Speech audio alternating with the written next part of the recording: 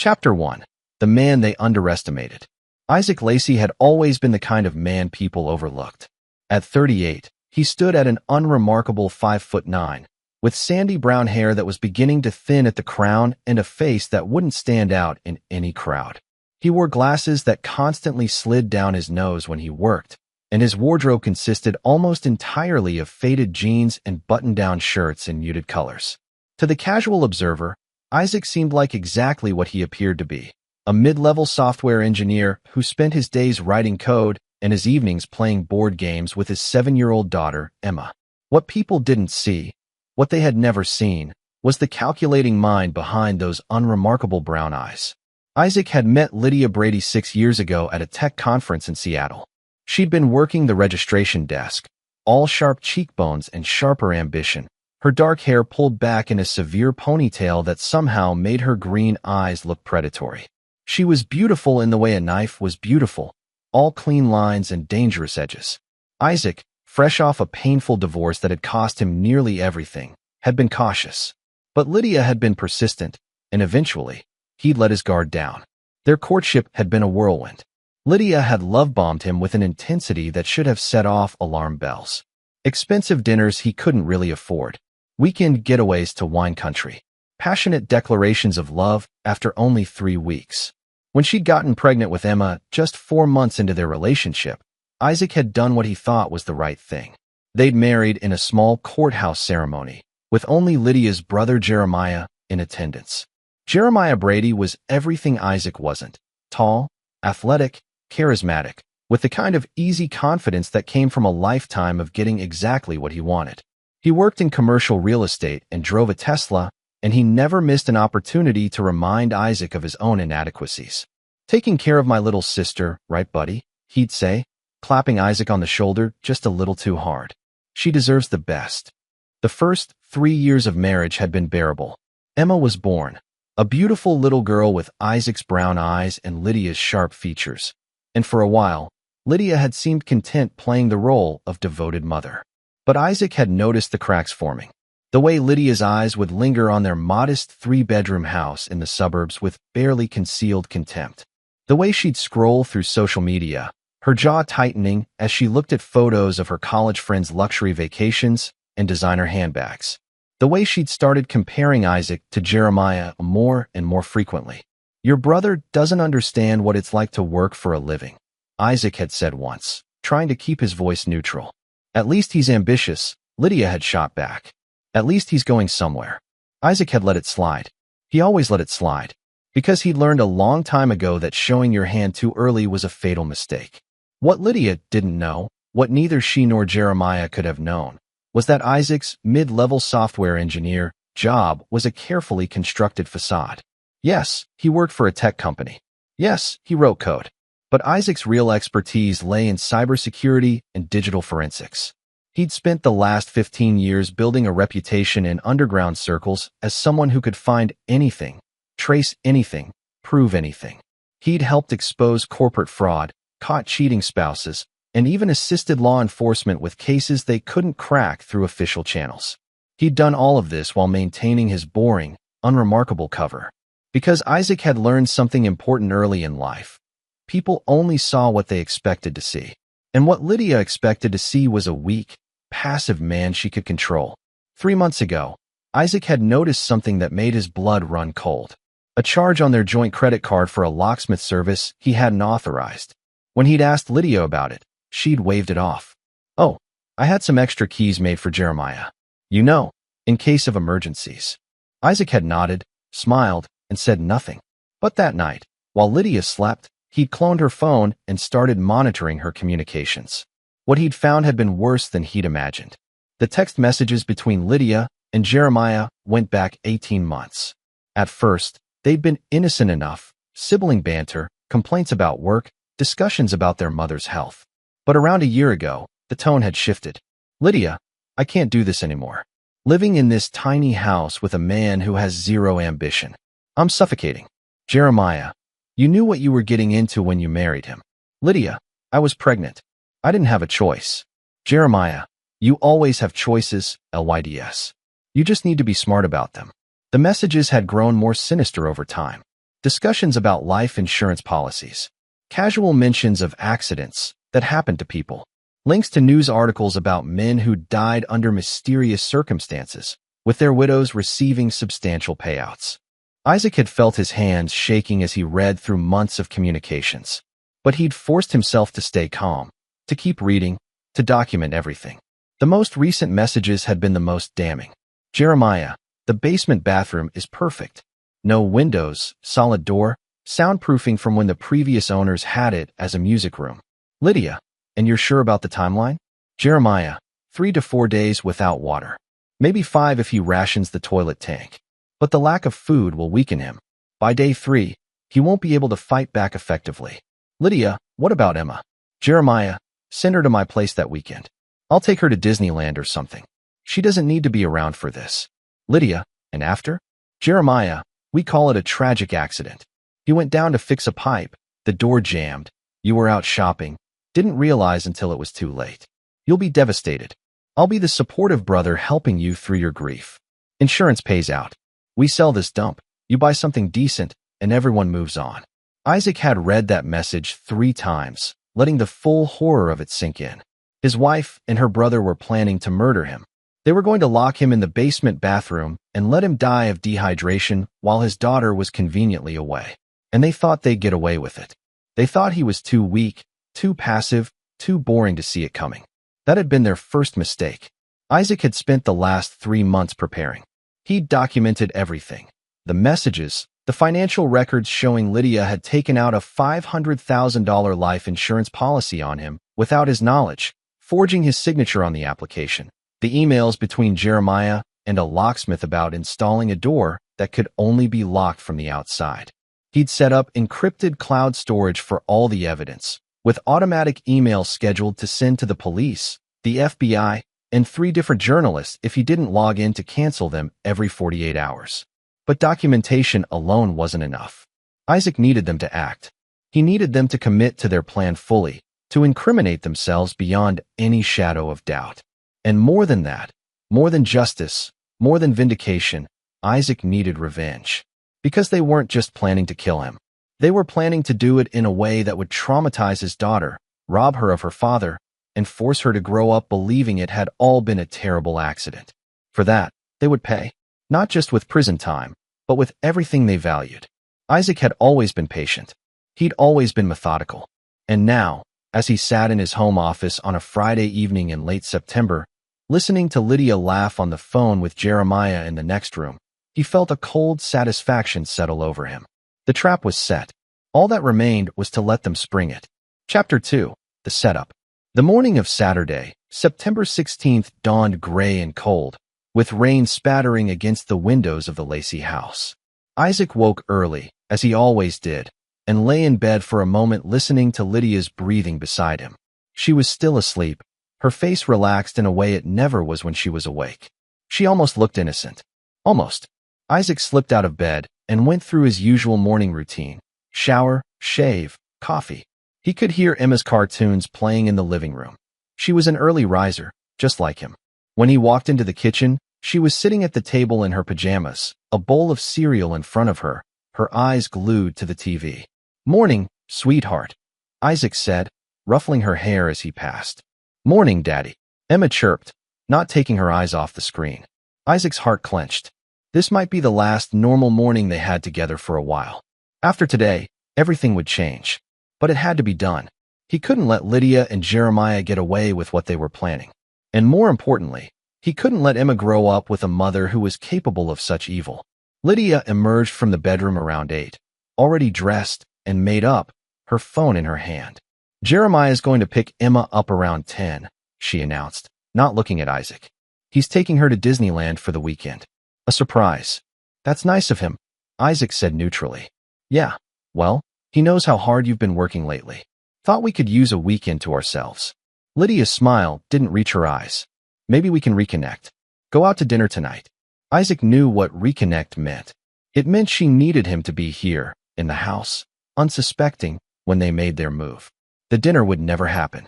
By tonight, if everything went according to their plan, he'd be locked in the basement bathroom, slowly dying of dehydration.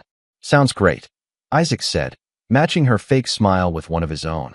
Jeremiah arrived at exactly 10 o'clock, his Tesla purring into the driveway.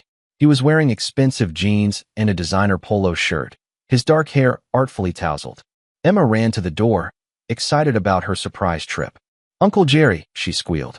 "Hey there, princess." Jeremiah scooped her up, spinning her around.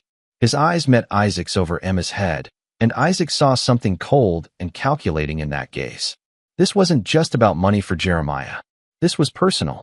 This was about proving he was better, stronger, more deserving than the boring little software engineer who'd married his sister.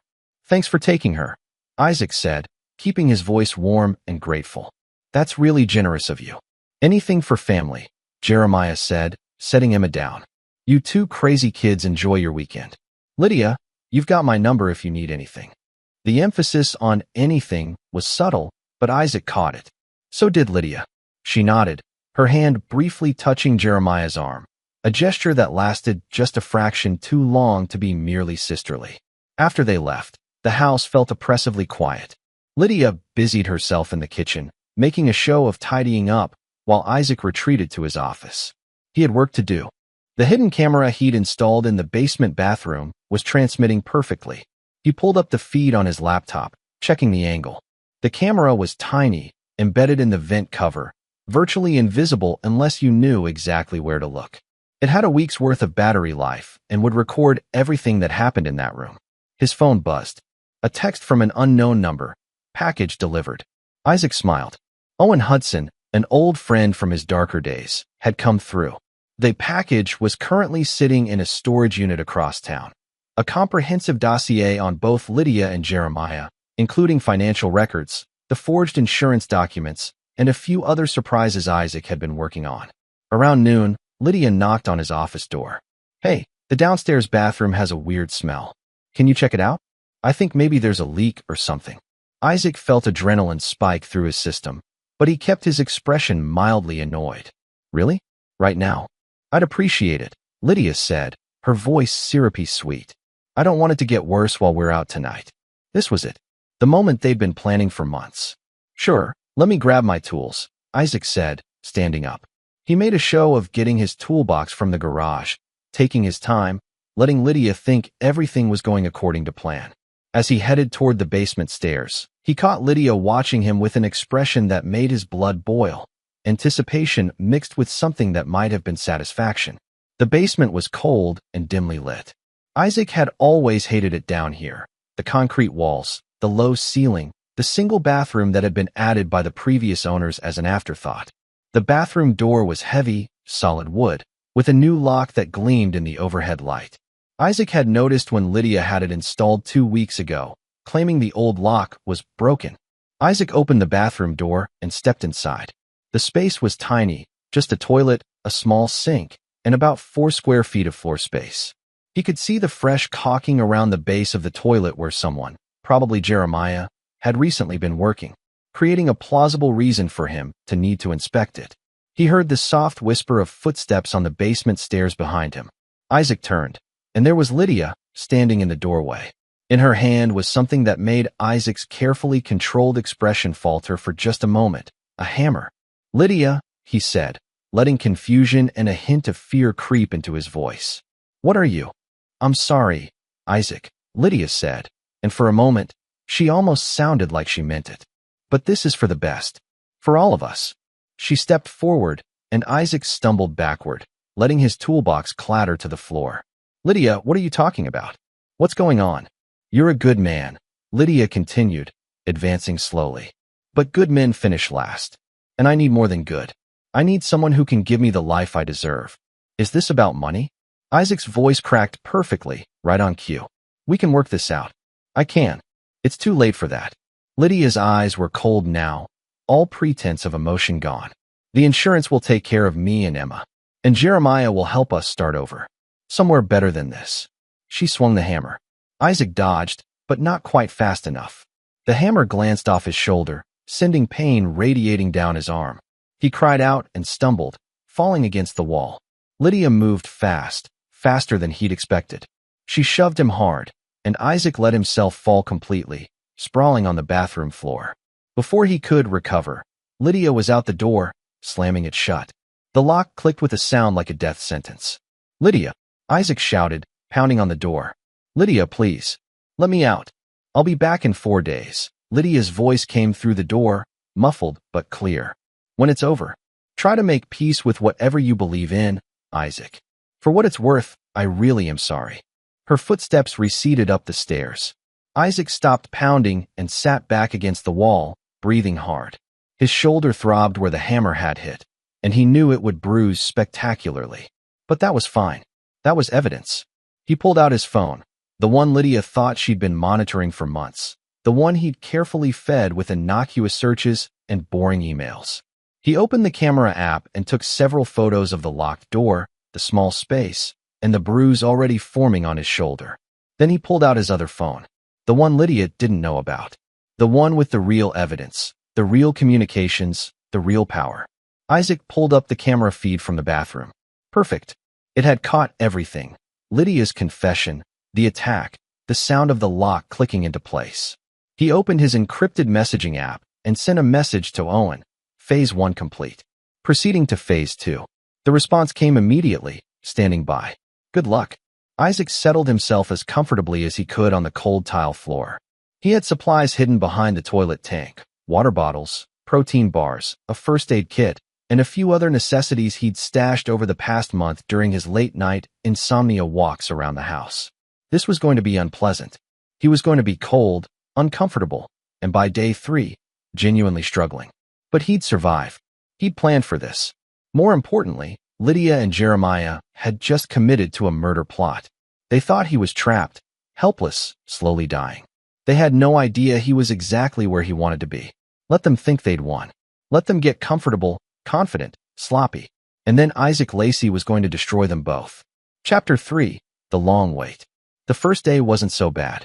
Isaac rationed his hidden supplies carefully, small sips of water, a quarter of a protein bar every few hours. He'd been through survival training years ago, back when he'd briefly considered joining the military. He knew how to make resources last.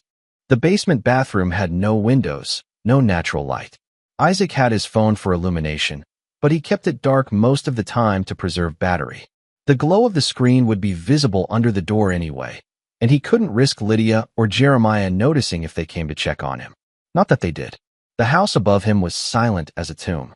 Isaac spent the hours doing mental exercises, reviewing his plan step by step, checking for flaws.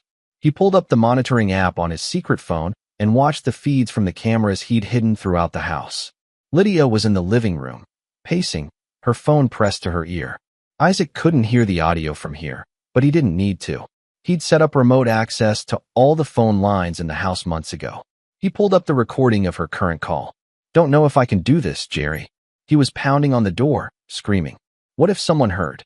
Jeremiah's voice came through crisp and clear. Nobody heard. The neighbors are too far away, and you said yourself the basement is soundproofed. How long did he bang around? Maybe 20 minutes? Then it stopped. See? He's already getting weak.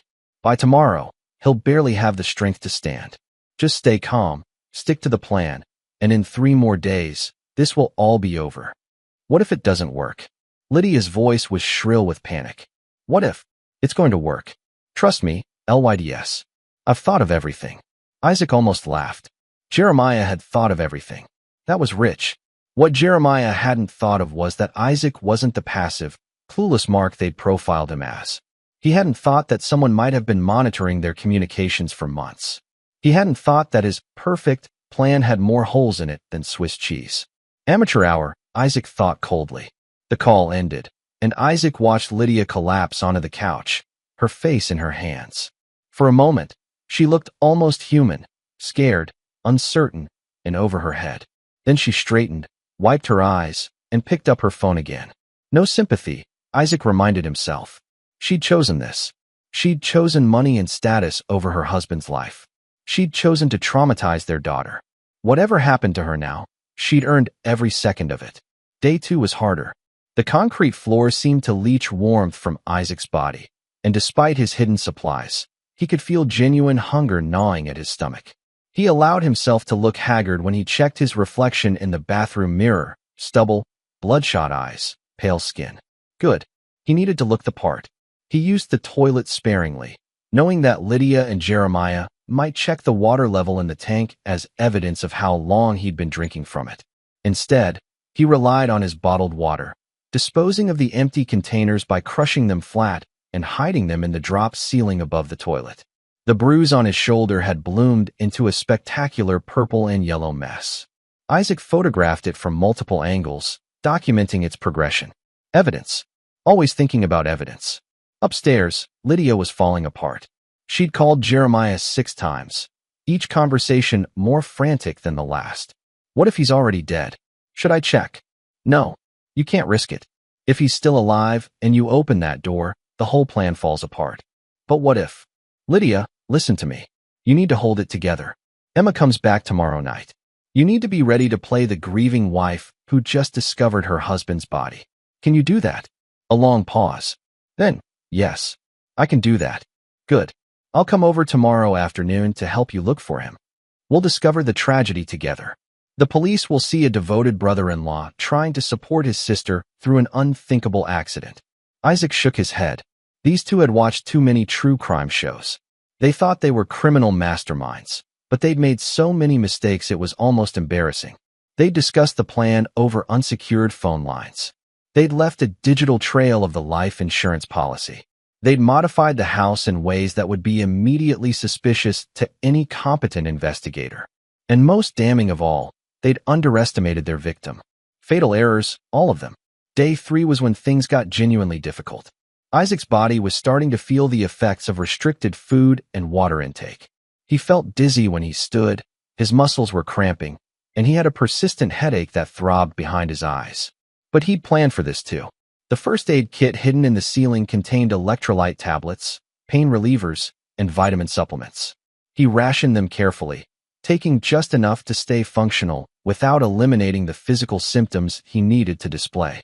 Because today was the day Jeremiah was supposed to help Lydia search for her missing husband, Isaac checked the camera feeds. Right on schedule, at 2 p.m., Jeremiah's Tesla pulled into the driveway. He watched as his brother-in-law entered the house, embracing Lydia in the kind of hug that lasted a few seconds too long. Any word from him? Jeremiah asked. Nothing. His car's still in the garage. His phone goes straight to voicemail. Jerry, what if he left? What if he figured out? He didn't figure out anything. Come on, let's search the house. Start upstairs, work our way down. Make it look thorough. They went through the motions, calling Isaac's name, checking rooms. Lydia was actually crying. Real tears, Isaac noted with disgust. Crocodile tears for a husband she'd tried to murder. Finally, inevitably, they made their way to the basement. Isaac heard their footsteps on the stairs and readied himself. He'd been practicing his voice, weak, hoarse, desperate. He'd positioned himself on the floor in the most pathetic posture he could manage. Isaac, Lydia's voice called out. Isaac, are you down here? Isaac waited. Let them wonder. Let them worry. Check the bathroom, Jeremiah said. The doors closed. Footsteps approached. Isaac could see shadows moving under the door. Isaac, this time it was Jeremiah. Buddy, you in there? Help. Isaac let the word come out as barely more than a whisper. Please, help me. Oh my God. Lydia's voice, shrill with fake horror. Jerry, he's in there. He's locked in. Stand back, Jeremiah said. Isaac heard rattling at the door, the sound of someone trying the handle, making a show of struggling with it. The lock's jammed. Hang on, buddy, we'll get you out. But they didn't open the door. Not yet. Isaac heard them moving away, their voices dropping to whispers. He couldn't make out the words, but he could imagine the conversation. How much longer should they wait? Was he weak enough? Would it be more suspicious to rescue him now or later? Time ticked by. 5 minutes. 10. 15. Isaac's rage grew with each passing second. They were debating whether to save him or let him die. Right there, on the other side of a door they could open at any moment. And then he heard it, the sound that changed everything. A little girl's voice, bright and cheerful. Mommy? Uncle Jerry, we're back early. The rides at Disneyland made me sick, so Uncle Jerry brought me home. Emma, his daughter, was home. A full day early. Isaac heard chaos erupt upstairs. Jeremiah's voice, urgent. Emma, sweetheart, why don't you go play in your room? Mommy and I need to talk about something. But I want to show Daddy my new Mickey ears. Daddy's not here right now, sweetie. His car's in the garage. Where is he? A long pause. Then Lydia's voice, strained. We're not sure. Honey, we're looking for him. And then, clear as a bell, Emma's voice. Is he in the basement? I heard banging from down there last night, when Uncle Jerry brought me back to get my stuffed bear. The silence that followed was deafening. Isaac felt his heart hammering. Emma had been here last night. That changed things. That changed everything. Emma. Jeremiah's voice was sharp now. What do you mean, last night? When we came back to get Mr. Fluffless. Remember? You said Mommy was sleeping, so we had to be quiet. But I heard noises from the basement. Like someone hitting a door. Isaac closed his eyes. His 7-year-old daughter had been in the house while he was locked down here. She'd heard him. And Jeremiah had known. He'd brought her here deliberately, probably to establish some kind of timeline or alibi. But Jeremiah had made a mistake. He'd underestimated what Emma would notice, what she would remember. We need to get him out now. Lydia's voice was panicked. If Emma knows, if she tells someone. Calm down, Jeremiah hissed. We'll get him out, we'll play it as an accident, and we'll make sure Emma understands that Daddy accidentally locked himself in. Kids believe what you tell them. They were coming. Isaac could hear their footsteps thundering down the basement stairs. He pulled out his secret phone one last time, checking to make sure all the recordings were uploading to the cloud. Everything was in place. Every word, every action, every piece of evidence. The lock clicked. The door swung open. Light flooded into Isaac's prison, and he squinted against it, raising one arm to shield his eyes. Through his fingers, he could see Lydia and Jeremiah framed in the doorway, their faces masks of false concern. Isaac. Oh my God, Isaac. Lydia rushed forward, dropping to her knees beside him. What happened? How did you get locked in here? Isaac looked up at her, at the wife who'd tried to kill him, and he let her see something in his eyes that made her freeze. Recognition. Understanding. Knowledge. That, Isaac said, his voice stronger than it had been in days, is an excellent question. And somewhere upstairs, Emma called out, Daddy? Is that Daddy? Game over, Isaac thought. For both of you. Chapter 4. The Unraveling. The moment Lydia saw the look in Isaac's eyes, she knew. The blood drained from her face, leaving her pale as chalk. Jeremiah, standing behind her, was slower to catch on. His expression was still locked in that false concern, the performance of a worried brother-in-law. Water. Isaac croaked, maintaining his act just a little longer. Please, need water. Lydia scrambled backward, nearly tripping over her own feet. Jerry, get him water. Now. But Isaac was already moving.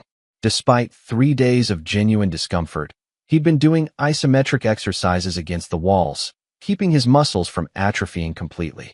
He pushed himself to his feet with a speed that clearly shocked both of them. Actually, Isaac said, his voice steadying with each word, I'm fine. Uncomfortable. Pissed off. But fine. Jeremiah's eyes narrowed. What the hell are you?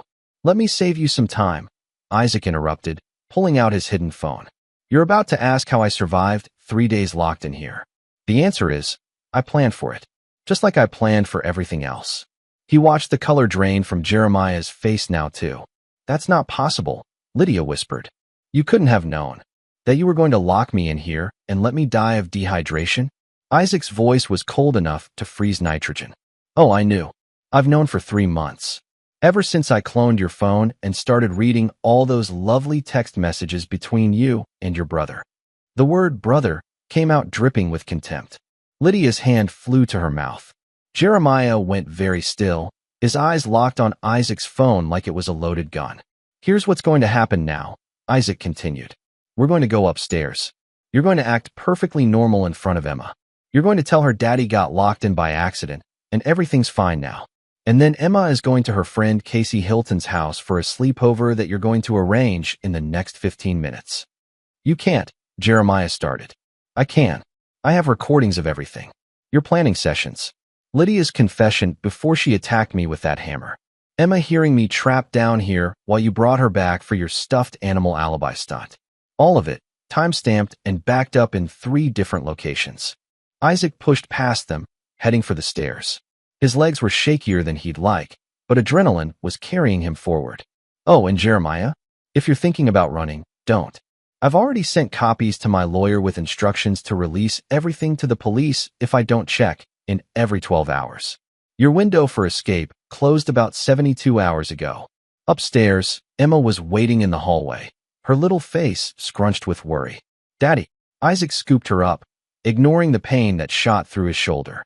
Hey, princess. I'm okay. I got locked in the bathroom by accident, silly daddy. I heard you banging, Emma said. Last night when I came to get Mr. Fluffless. I know, sweetheart. I'm sorry that scared you. Isaac set her down, smoothing her hair. Hey, how would you like to have a sleepover at Casey's house tonight? I bet her mom would love to have you. Emma's face lit up. The resilience of children never ceased to amaze Isaac. Really? Can I, Mommy? Lydia, who had followed them upstairs with Jeremiah trailing behind, managed a brittle smile. Of course, honey. Let me call Mrs. Hilton right now. 20 minutes later, Emma was packed and out the door, blissfully unaware of the storm about to break over her family. Isaac watched through the window as Leslie Hilton's minivan pulled away, his daughter waving enthusiastically from the back seat. Then he turned to face his wife and her brother. Sit down, Isaac said. Both of you. Living room. Now. They sat. Lydia perched on the edge of the couch like a bird ready to take flight. Jeremiah sprawled in the armchair, trying to project confidence he clearly didn't feel. Isaac remained standing. Let's start with the basics. The life insurance policy you took out on me, Lydia. $500,000. You forged my signature on the application. That's not. Lydia started. Don't. Isaac's voice cracked like a whip. Don't insult my intelligence. I have the documents. I have emails between you and the insurance agent. I have the records showing you practiced my signature 47 times before you felt confident enough to forge it. Lydia's mouth snapped shut. Then there's the modification to the basement bathroom door. The lock that can only be engaged from the outside. Funny thing about that, I have Jeremiah's text to the locksmith, specifying exactly what he wanted. Needs to be foolproof, you wrote. No way to open from inside. Jeremiah shifted uncomfortably. You're taking things out of context. Am I? Isaac pulled up a video on his phone and turned it toward them. Let's watch, shall we? The footage showed Lydia in the basement doorway, hammer in hand. Her voice echoed from the phone's speaker. I'm sorry, Isaac, but this is for the best. For all of us. You're a good man, but good men finish last. And I need more than good. Lydia made a sound like a wounded animal. The insurance will take care of me and Emma. The recording, Lydia continued. And Jeremiah will help us start over. Isaac stopped the video. Out of context. Right. What do you want? Jeremiah asked, his voice flat. Money? We can pay you to keep quiet. Isaac laughed, a short, harsh bark of sound. You think this is about money?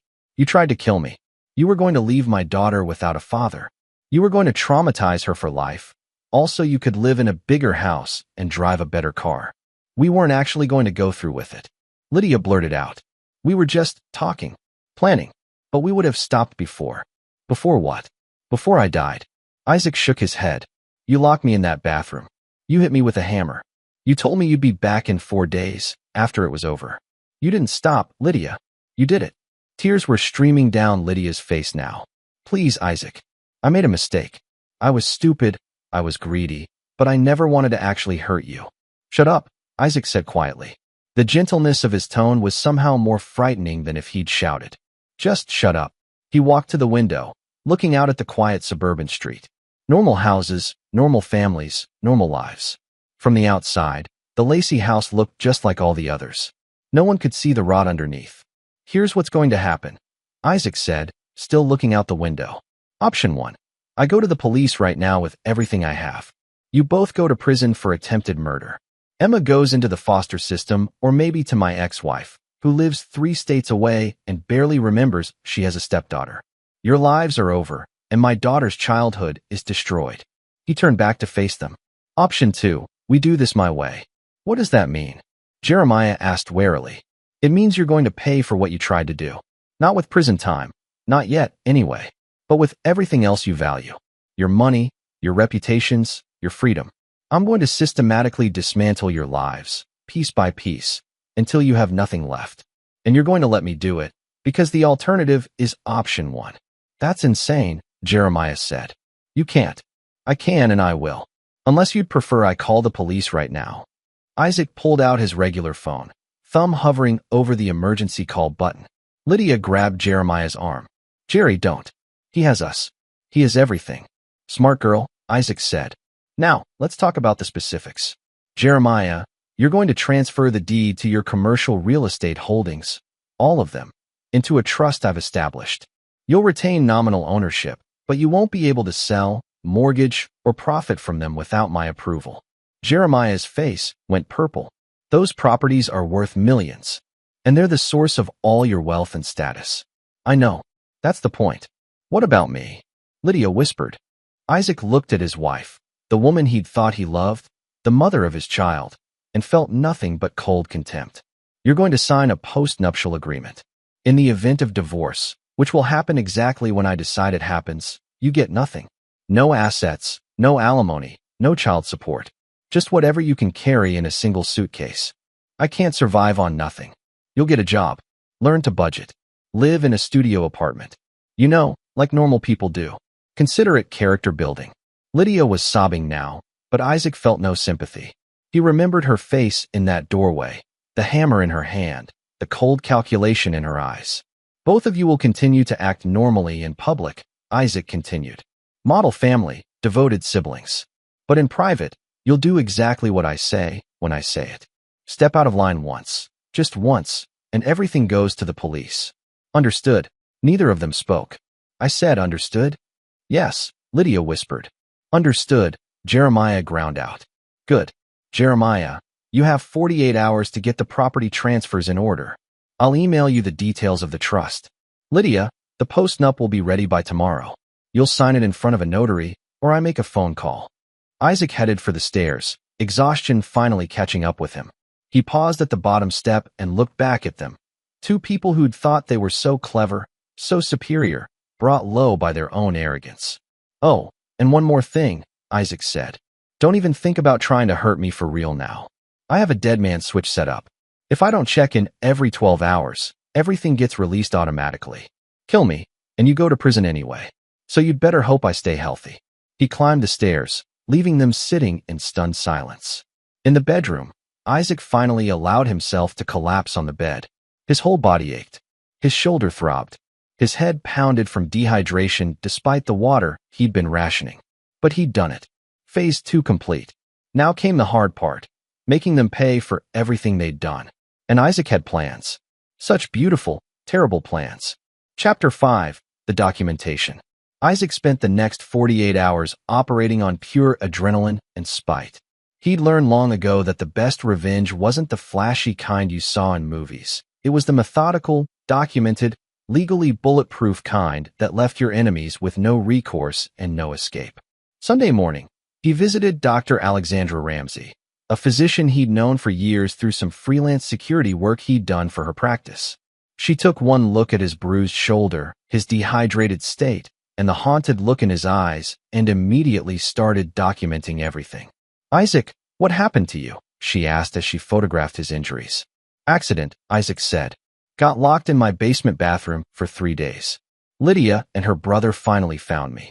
Dr. Ramsey paused, her eyes searching his face.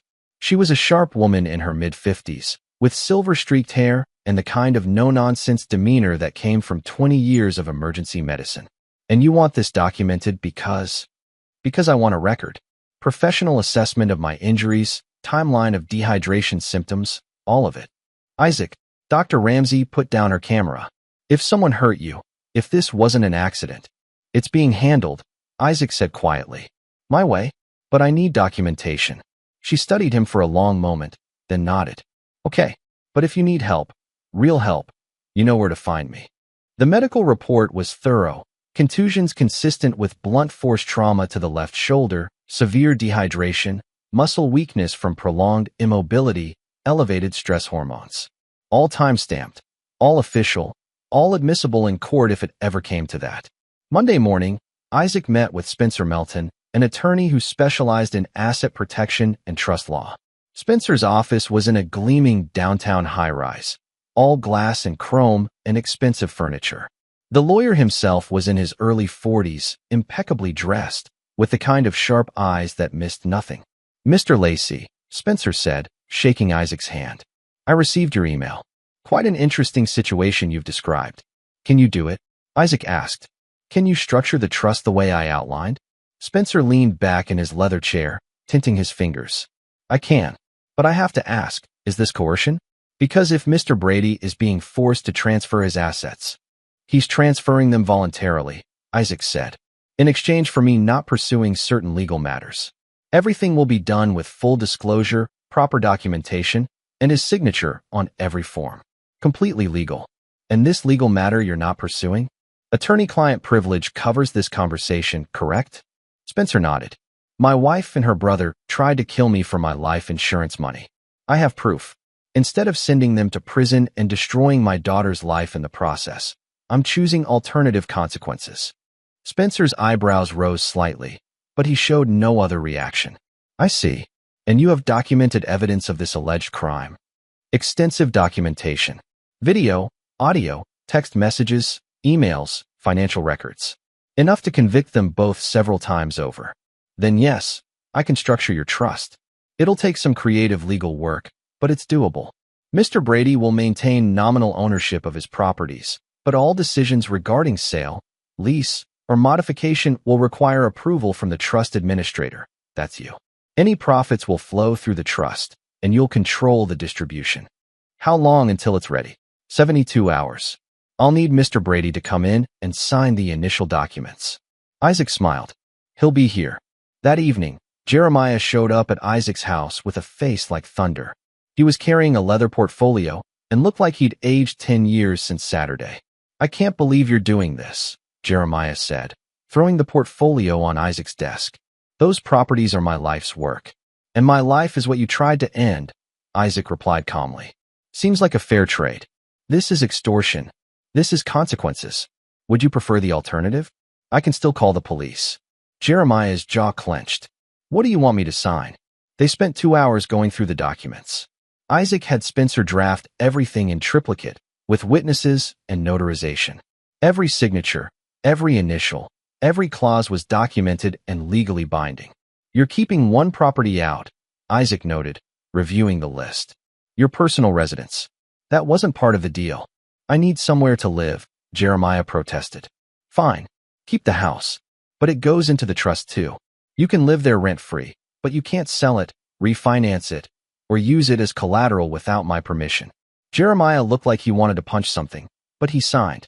When it was over, Isaac had control of approximately $4.7 million in commercial real estate, an office building downtown, 2 strip malls in the suburbs, and a warehouse complex near the airport. Jeremiah still technically owned them, but he couldn't profit from them without Isaac's approval. One more thing, Isaac said as Jeremiah was leaving. You're going to distance yourself from Lydia. No more cozy sibling bonding, no more private conversations, no more conspiracy planning. In public, you're polite family. In private, you stay the hell away from each other. You can't control who I talk to. Watch me. I'll be monitoring both your phones. One suspicious conversation, one hint that you're planning anything, and the police get everything. Test me if you want, but I promise you'll regret it. Jeremiah left without another word, and Isaac allowed himself a moment of satisfaction. Phase 3 was progressing nicely. The next morning, Lydia signed the post-nuptial agreement in front of a notary and Spencer Melton. She looked like she'd been crying for days, eyes red-rimmed, face puffy, hands shaking as she put pen to paper. This isn't fair, she whispered. We're still married. You're supposed to support me. You tried to kill me, Isaac said flatly. Fair went out the window when you locked me in that bathroom. The postnup was even more devastating than the trust. In the event of divorce, Lydia would receive exactly nothing. No division of assets, no alimony, no claims on Isaac's income or savings. She'd get to leave with her personal effects, her car, which was in her name, and whatever money she had in her individual accounts, currently less than $3,000. What about Emma? Lydia asked. What about her? If we divorce, custody. I'll have full custody, Isaac said. You'll get supervised visitation if you're lucky. And before you think about fighting me on that, remember, I have video of you confessing to attempted murder. No judge in the country would give you custody after seeing that. Lydia signed, tears dripping onto the paper and smudging the ink. After she left, Spencer looked at Isaac with something like concern. Are you sure about all this? Revenge is one thing, but you're essentially creating a legal prison for these people. They tried to create an actual prison for me, Isaac replied. In a bathroom, where I would have died slowly and alone. This is mercy, is it? Isaac thought about that. Was it mercy? Lydia and Jeremiah would spend the rest of their lives under his control, never knowing when or if he'd pull the trigger on the evidence he had. They'd lost their financial freedom, their autonomy, their peace of mind. But they weren't in jail. Emma still had her mother, even if that mother was broken and diminished. The illusion of a normal family could be maintained, at least from the outside. It's more than they deserve, Isaac said finally. Now, let's talk about the final piece. The insurance policy. What about it? I want to keep it active. Lydia is the beneficiary, but I'm going to modify it so the payout only happens if I die of natural causes or in a documentable accident. Any suspicious death, any sign of foul play, and the money goes to charity instead. Spencer made a note. I can add that language. It'll piss off the insurance company, but it's legal. Good. And Spencer? Thank you for not judging. The lawyer looked up, his expression thoughtful. I've been practicing law for 20 years, Isaac. I've seen a lot of things. What I've learned is that sometimes the justice system fails people. Sometimes the only justice available is the kind you make yourself. Just don't cross any lines you can't come back from. I won't, Isaac promised. He wasn't sure if that was true. Chapter 6. The New Normal. 3 weeks after the bathroom incident, the Lacey household had settled into a strange new routine. To anyone looking from the outside, everything appeared normal. Isaac went to work, Emma went to school, Lydia managed the household. They attended Emma's soccer games together, had dinner as a family, and smiled for the neighbors. But inside the house, the atmosphere was suffocating. Lydia moved through the rooms like a ghost, speaking only when spoken to, her eyes constantly downcast. She'd lost weight. Stress and guilt had stolen her appetite. At night, Isaac could hear her crying in the guest bedroom where she now slept. He felt nothing. Jeremiah had become a shadow of his former self. The swagger was gone, replaced by a hunched, defeated posture. He still went to his office, still technically managed his properties, but every decision had to go through Isaac. Every rent increase, every lease negotiation, every maintenance request required Isaac's approval. Isaac had installed monitoring software on both their phones and computers. He read every text, every email, every search query. It was tedious, time-consuming work, but necessary. He couldn't afford to let them plot against him again. One evening in mid-October, Isaac was reviewing the day's surveillance logs when he noticed something interesting. Lydia had been researching divorce lawyers, specifically attorneys who specialized in invalidating postnuptial agreements. Isaac smiled. He'd been waiting for this. The next morning, he confronted her at breakfast. Emma had already left for school, and the house was quiet. Thinking about divorce, Lydia? She jumped, nearly dropping her coffee mug. What? No, don't lie. I saw your search history. Melinda Weber, attorney at law, specializing in overturning unfair marital agreements. You consulted with her yesterday. Lydia's face went white. You're spying on me. I told you I would. And yes, I know exactly what she told you. That the postnup might be challengeable on grounds of coercion. That if you could prove I forced you to sign under duress, a judge might void it. Isaac, please. Here's what you don't know. Isaac continued calmly. I recorded that entire consultation. Ms. Weber didn't ask for a retainer because she told you the case was unwinnable. Do you want to know why? Lydia said nothing. Because even if you could prove coercion, which you can't, since you signed voluntarily in front of witnesses, the moment you contest the postnup, I release the evidence of your attempted murder to the police. Ms. Weber explained this to you very clearly. She said, and I quote, your husband has you in a legal checkmate. The only winning move is not to play. You can't keep me prisoner forever, Lydia whispered. I'm not keeping you prisoner. You're free to leave anytime. Get a divorce, walk away, start over with nothing. But Emma stays with me, and you know that's not negotiable. Lydia's eyes filled with tears. She's my daughter. And you tried to make her an orphan. For money. Don't expect sympathy from me. Isaac stood up, dumping his coffee in the sink. I'm going to work. When I get home, we're having dinner as a family. Emma's excited because she learned a new song in music class and wants to perform it for us.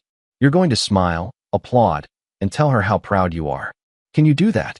Yes, Lydia whispered. Good. Because if you can't be a good mother to Emma, you're of no use to me at all. And if you're of no use. He let the threat hang in the air, unfinished but clear. That evening, they sat around the dinner table like a normal family. Emma, blissfully unaware of the undercurrents, chattered about her day.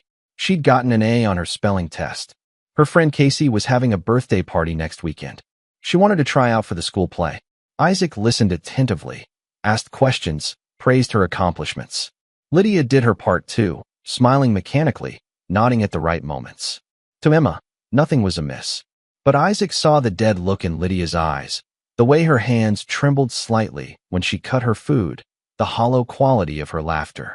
Good, he thought viciously. Let her suffer. Let her feel a fraction of what I felt in that bathroom.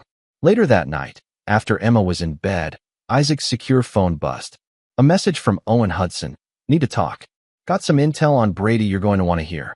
They met at a diner on the outskirts of town, the kind of place with fluorescent lights and cracked vinyl booths where nobody asked questions. Owen was already there when Isaac arrived, nursing a cup of coffee that looked like it could strip paint. Owen was in his mid-40s, built like a linebacker gone slightly to seed, with a shaved head and tattooed forearms.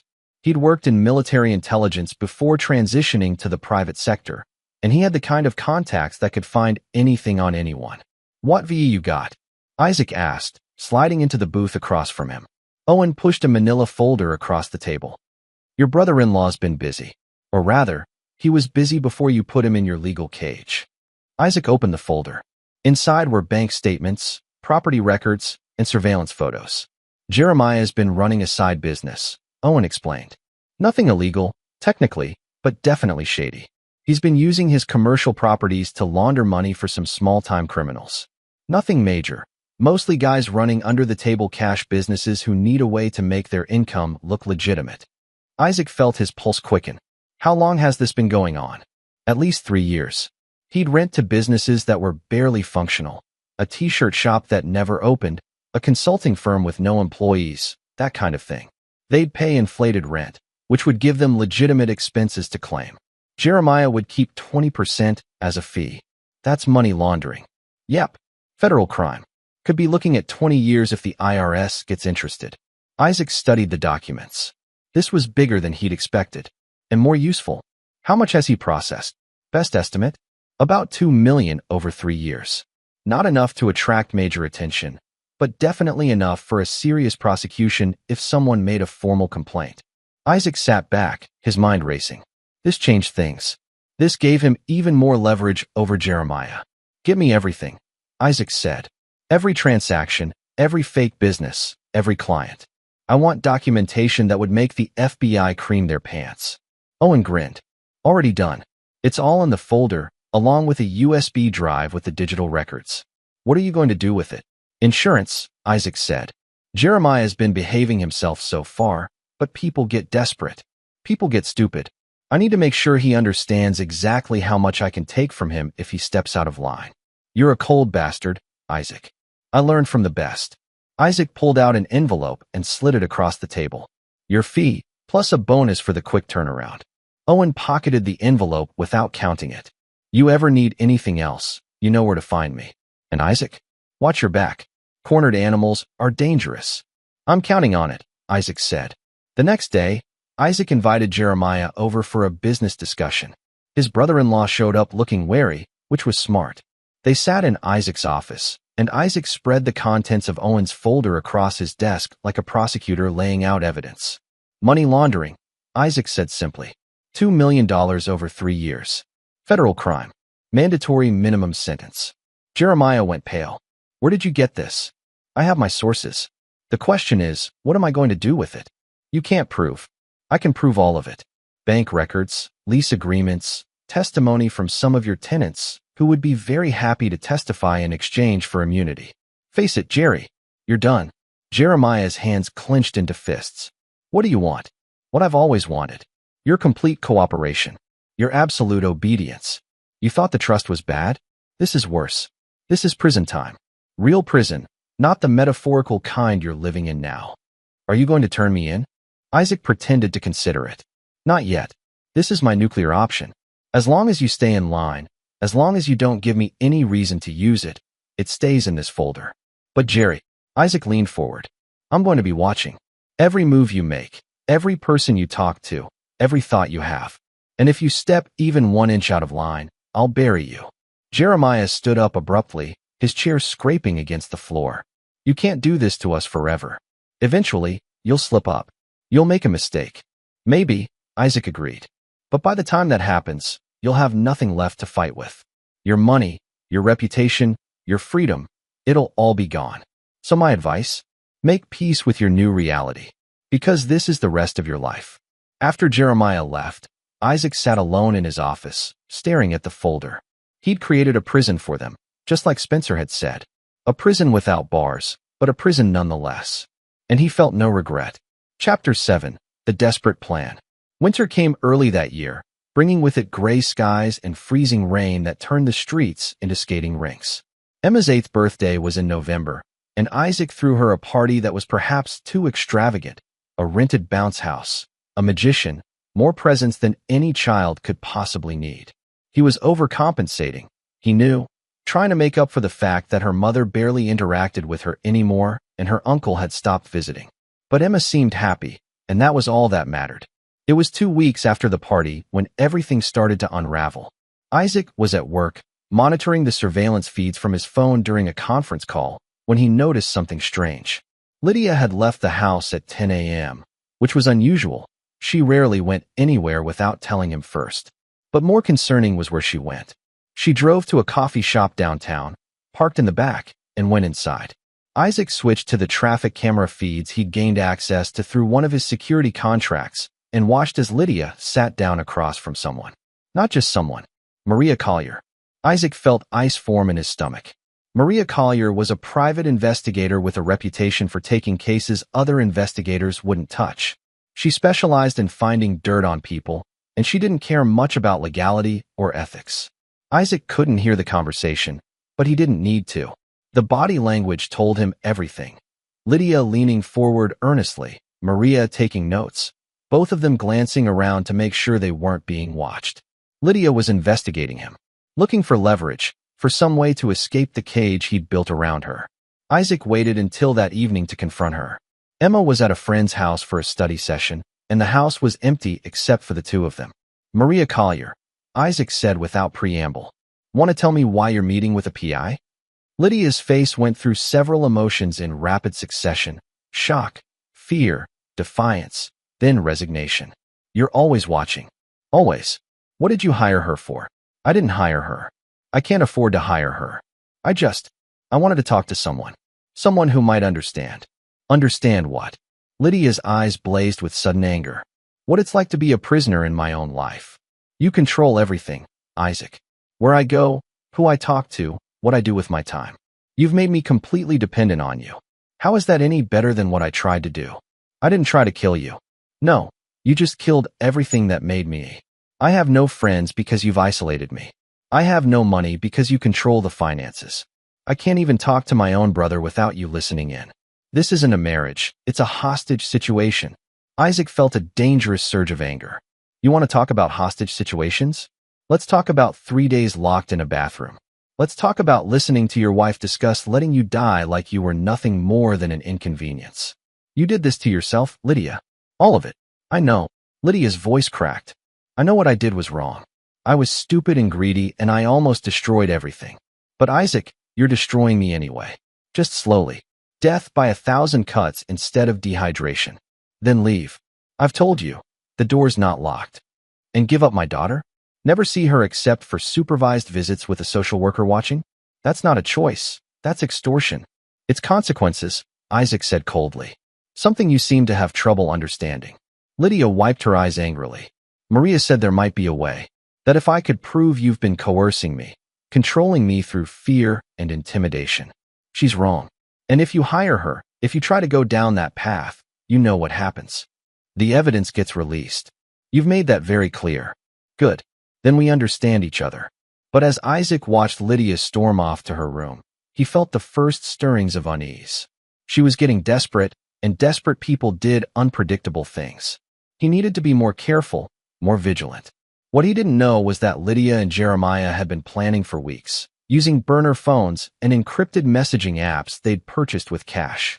They'd learned from their mistakes. This time, they were being careful. This time, they had help.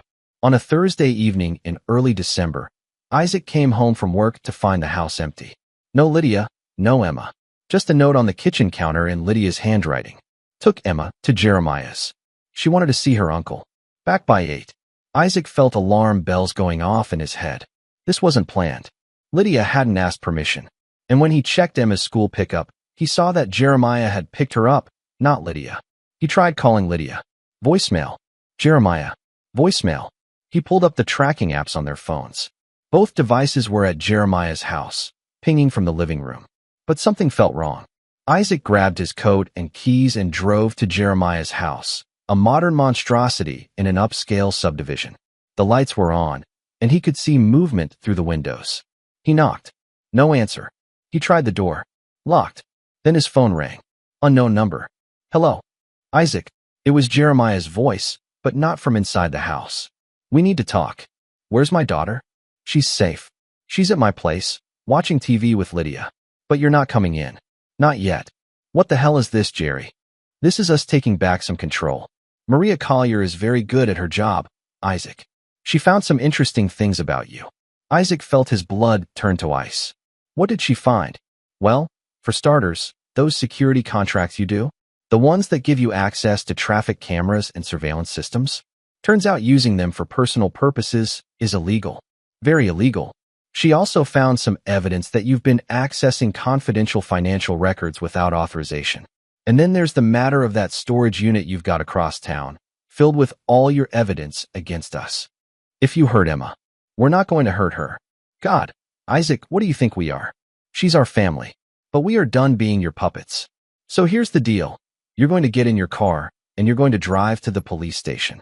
You're going to turn over all the evidence you have against us. Every recording, every document, every file. Then you're going to sign a statement saying you coerced us into those agreements under false pretenses. And if I don't, then Maria has a very interesting package ready to send to the FBI. Your illegal surveillance, your unauthorized access to private systems, your extortion, you'll go to prison, Isaac. And while you're there, we'll file for custody of Emma. After all, her father will be a convicted felon, and her mother is the victim of domestic coercion. Who do you think a judge will side with? Isaac's mind raced. This was bad. Maria Collier must have been digging for weeks to find all this. But there had to be a way out. There was always a way out. I need to think about this, Isaac said. You have 1 hour. Then we're making the call. The line went dead. Isaac sat in his car, parked across the street from Jeremiah's house, his mind working furiously. They'd outplayed him. He'd underestimated them, and they'd found his vulnerabilities. But they'd also made mistakes. First mistake, they'd told him about Maria's evidence before securing it. That gave him time. Second mistake, they were keeping Emma at Jeremiah's house, which meant they were counting on his parental instincts to keep him from doing anything extreme. Third mistake, they assumed he valued his freedom more than his revenge. They were wrong about that last part. Isaac pulled out his secure phone and made a call. Owen, I need you to do something for me, and I need it done in the next 30 minutes. Talk to me. There's a PI named Maria Collier. I need you to find out where she's keeping her files on me, and I need you to acquire them. All of them. Isaac, that's breaking and entering. I know what it is. I also know you've done worse for less money. Name your price. A pause. Then, 50,000. And if this goes sideways, it won't. I'll send you her office address. 30 minutes, Owen. I'm counting on you.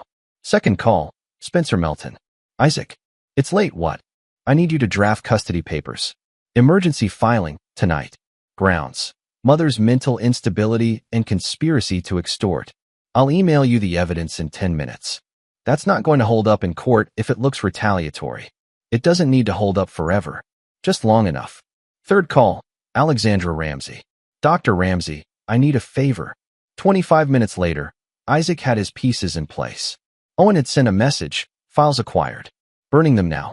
Isaac took a deep breath and called Jeremiah back. Time's up, Jeremiah said. What's it going to be? I've thought about your offer, Isaac said calmly. And I've decided on a counteroffer. You're not in a position to negotiate. Actually, I am. Because while you were busy patting yourselves on the back for outsmarting me, I had Maria Collier's files destroyed. All of them. Her digital records, her physical notes, her backup drives. Gone. Silence. You're bluffing. Lydia's voice now on speaker. Test me. Call her right now. Ask her to produce the evidence she promised you. More silence. Then the sound of muffled conversation. Even without Maria's files, we can still testify about what you've done, Jeremiah said. But his voice had lost its confidence. You could, but who's going to believe you? A woman who tried to kill her husband for insurance money, testifying that he coerced her into a postnup? A money launderer crying about being extorted? Please. You have no credibility. We have Emma. No, you don't. Because while you were making your little phone call, I filed for emergency custody. Dr. Alexandra Ramsey has provided a statement about Lydia's deteriorating mental state. Spencer Melton has drafted the papers. And in about 15 minutes, a police officer is going to knock on Jeremiah's door with a custody order removing Emma from your care. You bastard, Lydia breathed. Here's my counteroffer, Isaac continued. You let Emma go right now? You apologize for this amateur hour power play, and we go back to the way things were. Or I release everything to the police tonight, and you both go to prison. Emergency custody becomes permanent custody, and Emma grows up knowing exactly what her mother tried to do to her father. Isaac, please. Tick-tock, Lydia. Police will be there in 10 minutes. Fine. Lydia's voice was shrill with panic. Fine, just don't do this. Don't take her away from me. Then bring her outside. Right now? Let her walk to my car. And then we never speak of this again. 5 minutes later, Emma emerged from Jeremiah's house, looking confused but unharmed. Isaac was out of his car in a second, scooping her up. Daddy? What's going on? Nothing, princess. Just a change of plans. Let's go home. As he buckled her into the car, Isaac looked back at Jeremiah's house. He could see Lydia and Jeremiah in the window, their faces twisted with rage and defeat. They'd tried to beat him at his own game. They'd failed. And now they knew, truly knew, exactly who they were dealing with. Chapter 8, The Breaking Point. The incident at Jeremiah's house marked a turning point. Lydia stopped fighting entirely after that, moving through the house like an automaton. She'd given up, and Isaac could see it in every defeated slump of her shoulders, every hollow look in her eyes. But Jeremiah was different. Jeremiah was simmering with rage, barely contained, like a pressure cooker about to explode. Isaac knew it was only a matter of time. It came to a head on a Saturday in late January. Emma was at a birthday party, and Isaac was in his office reviewing financial statements from Jeremiah's properties when his phone buzzed with an alert. Security breach. The storage unit. Isaac pulled up the camera feed and felt his blood run cold. Jeremiah was there, with two other men Isaac didn't recognize. They were using bolt cutters on the lock, moving with purpose. Isaac was in his car in 30 seconds, breaking speed limits to get across town. But by the time he arrived, they were gone. The storage unit door was open, swinging gently in the winter wind. Inside, the space had been ransacked. Boxes overturned, files scattered, hard drives smashed. But they hadn't found everything. Isaac had been careful to keep copies in multiple locations, and the most damning evidence was stored in encrypted cloud servers they'd never be able to access. Still, this was escalation. This was Jeremiah going to war. Isaac called him immediately. I'm done playing games, Jeremiah said without preamble. You want to control my life? Fine. But I'm not going down without taking you with me. I just destroyed everything in that storage unit. I have my own copies now. And if you don't back off, if you don't release me from that fucking trust and let Lydia out of that post-nup, I'm going public with everything. You'd implicate yourself, Isaac said. I don't care anymore. I'd rather do 5 years in prison than spend the rest of my life as your puppet. At least in prison, I'd have a release date. Isaac closed his eyes. This was what he'd been afraid of, that Jeremiah would reach a point where he had nothing left to lose. Desperate men were dangerous because they stopped calculating risk and reward. Jerry, think about what you're saying. Think about Emma. Don't you dare use that child as leverage. This is between you and me. And I'm telling you right now, you have 24 hours to release both of us from your agreements, or I go to the press with everything. The attempted murder, yes, but also your surveillance crimes, your extortion, all of it. We all go down together. The line went dead. Isaac sat in his car, surrounded by the wreckage of his storage unit, and felt the first stirrings of real fear. Jeremiah was serious. He'd crossed the Rubicon. And while Isaac had backup plans and contingencies, the truth was that if Jeremiah made good on his threat, it would be bad for everyone. Emma would lose both parents. The scandal would follow her for the rest of her life. Isaac couldn't let that happen. He made a decision. That night, Isaac invited Jeremiah and Lydia to the house. They came separately, Jeremiah from his ransacked sense of victory, Lydia from her defeated resignation. They sat in the living room, the three of them, while Emma slept upstairs. "You want this to end," Isaac said. "Both of you. You want your freedom back." "Yes," Lydia whispered. "Then here's what's going to happen. I'm going to release you both from the agreements. Jeremiah, you get full control of your properties back. Lydia, the postnup is void." They both stared at him in shock. "But," Isaac continued, "there are conditions. First, we're getting divorced. Lydia, you'll get a fair settlement, enough to start over, get a small place, support yourself until you find work. You'll have shared custody of Emma, supervised for the first 6 months, then transitioning to normal visitation." "That's more than fair," Lydia said, tears starting to fall. "Second, Jeremiah, you're going to sell one of your properties, the warehouse complex. The proceeds go into a trust for Emma's college fund. You'll never be able to touch it." Jeremiah's jaw clenched, but he nodded. "Third, and this is non-negotiable, neither of you ever tries to hurt me or my daughter again. You stay away from us except for court-mandated visitation. You move on with your lives. And if either of you ever threatens me or Emma again, all the evidence I have gets released. Not just to the police, but to the media, to your employers, to everyone you know." "Agreed," Lydia said quickly. Jeremiah took longer, but eventually agreed. "Good. Spencer will draw up the paperwork next week. Until then, we maintain the status quo." After they left, Isaac sat alone in the darkened living room, feeling hollow. He'd won. In a sense, they were defeated, cowed, unlikely to ever threaten him again. But it didn't feel like victory. It felt like exhaustion. He thought about the man he'd been before all this. The boring software engineer who played board games with his daughter and didn't need to sleep with one eye open. That man was gone, replaced by this paranoid, controlling stranger who'd become the very thing he'd fought against. Somewhere in the pursuit of justice and revenge, Isaac had lost himself, and he didn't know if he could ever get that person back. Chapter 9. The Price of Victory. 6 months later, spring had arrived with its usual promises of renewal. The divorce papers were signed, the trust was dissolved, and Lydia had moved into a modest apartment across town. Jeremiah had sold the warehouse and set up Emma's college fund, then immediately moved to Arizona, putting as much distance between himself and Isaac as possible. Emma adjusted better than anyone expected. She split her time between her parents, and while she was sad about the divorce, she was young enough to adapt. Isaac had been careful to never badger her mother in front of her, to maintain civility for her sake. On the surface, Isaac had everything he'd wanted. His daughter was safe. His enemies were neutralized. He'd proven that he wasn't the weak, passive man they'd thought he was. But the victory felt hollow. It was a Saturday morning in April when everything clicked into place. Isaac was making breakfast for Emma, listening to her chatter about her upcoming school play, when she said something that stopped him cold. "Daddy, why do you look so sad all the time?" Isaac looked down at his daughter, her innocent brown eyes studying him with concern. "I'm not sad, princess." "Yes, you are. Even when you smile, your eyes look sad, like you're thinking about scary things." Out of the mouths of babes, Isaac thought. "I've just had a lot on my mind lately," he said carefully. "Is it because of Mommy?" "Because you don't have to be sad about that.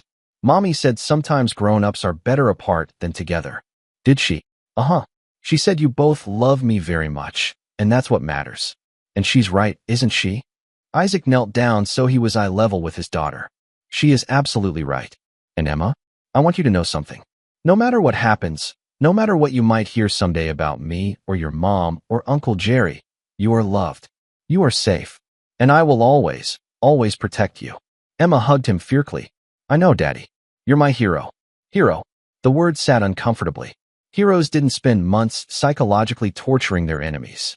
Heroes didn't create elaborate systems of control and surveillance. Heroes didn't become monsters to fight monsters. But maybe that was the point. Maybe there were no real heroes, just people trying to protect the things they loved with whatever tools they had available. Later that afternoon, Isaac's phone rang. Unknown number. Mr. Lacey? This is Detective Richard Sutton with the Metro Police Department. I'm calling about a tip we received regarding a possible attempted murder. Your name came up. Would you be willing to come in for a conversation? Isaac felt his pulse spike, but his voice remained calm. What kind of tip? I'd rather discuss that in person. Would tomorrow morning work? Say 10 a.m. I'll be there. After hanging up, Isaac immediately called Spencer Melton. Someone talked to the police, Isaac said. Either Lydia or Jeremiah broke the agreement. That's unexpected. Are you sure? Detective wants to talk about an attempted murder. What else could it be? Spencer was quiet for a moment. Okay, here's what you do. Don't say anything without me present. I'll meet you at the station tomorrow. And Isaac? This might actually be a good thing. How? If they're ready to talk, ready to confess, maybe this whole nightmare can finally end. Properly. Through the justice system instead of your private war. The next morning, Isaac sat in an interrogation room that smelled like old coffee and desperation. Detective Sutton was a weathered man in his 50s, with graying hair and eyes that had seen too much. Spencer sat beside Isaac, legal pad at the ready. Thank you for coming in, Mr. Lacey, Sutton said, sliding a folder across the table. I'll get right to it. We received an anonymous tip about a possible murder-for-hire plot involving you as the victim. The caller provided detailed information about a locked bathroom, a life insurance policy, and a conspiracy between your wife, ex-wife, and her brother. Isaac and Spencer exchanged glances. The call came from a burner phone, Sutton continued. But the level of detail suggested someone with direct knowledge. So I did some digging. Found the modified lock on your basement bathroom. Found the insurance policy with the forged signature. Found enough to start asking questions. Detective, Spencer said, are you investigating my client as a victim or a suspect? Victim. Definitely victim. But there's more to this story, isn't there, Mr. Lacey? Isaac made a decision, one that had been building for months. Yes, he said simply. And then he told them everything. The planning, the surveillance, the evidence he'd gathered. The 3 days in the bathroom. The legal traps he'd built for Lydia and Jeremiah. The months of control and psychological warfare. All of it. When he finished, Sutton sat back, exhaling slowly. That's quite a story. It's the truth. I believe you. Question is, what do you want to happen now? Isaac thought about Emma's words. About heroes and sad eyes and scary things. I want justice, Isaac said. Real justice. Not my personal brand of revenge. I want them prosecuted for what they tried to do. And I want to stop being the person I've become in the process of stopping them. Sutton nodded slowly. The surveillance you conducted, the extortion, some of that crossed legal lines. I know. But given the circumstances, given the attempted murder, I think the DA might be willing to offer immunity in exchange for your testimony and evidence. Detective, Spencer interjected, my client would like to cooperate fully, but we'll need that immunity agreement in writing before we hand over any evidence. Understood. 2 weeks later, Isaac stood in a courtroom and watched as Lydia and Jeremiah were formally charged with attempted murder, conspiracy, and fraud. The evidence was overwhelming. Videos, audio recordings, financial records, everything Isaac had meticulously documented. Lydia took a plea deal. 10 years, eligible for parole in 7. She'd serve her time, and when she got out, Emma would be a teenager.